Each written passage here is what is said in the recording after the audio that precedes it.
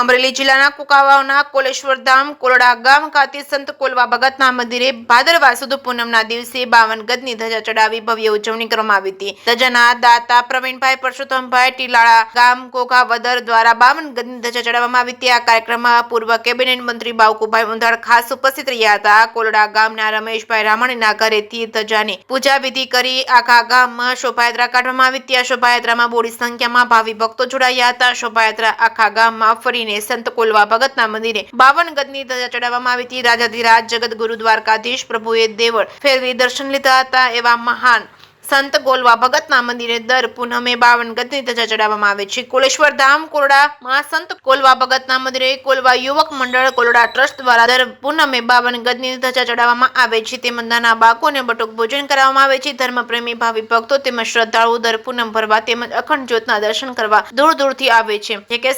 સાથે પ્રકાશ ફગાસિયા જીથોડી। આજે કોલડા ગામ ખાતે સંત શ્રી કોલવા ભગતના મંદિરે 52 ગજની ધ્વજા શ્રી પ્રવીણભાઈ પરસોત્તમભાઈ ટીલાળાના તરફથી ચડાવવામાં આવી હતી। રમેશભાઈ રવજીભાઈના ઘરેથી 52 ગજની ધજાની પૂજા વિધિ કરવામાં આવી હતી। ત્યારબાદ આખા ગામમાં શોભાયાત્રા કાઢવામાં આવી હતી। આ શોભાયાત્રામાં બહોળી સંખ્યામાં ભાવભક્ત જોડાયા હતા। ત્યારબાદ 52 ગજની ધ્વજા કોલવા ભગતના મંદિરે ચડાવવામાં આવી હતી। આ કાર્યક્રમમાં પૂર્વ કેબિનેટ મંત્રી બાવકુભાઈ ઉંધાડ ખાસ ઉપસ્થિત રહ્યા હતા। જય દ્વારકાધીશ, જય કોલવા ભગત।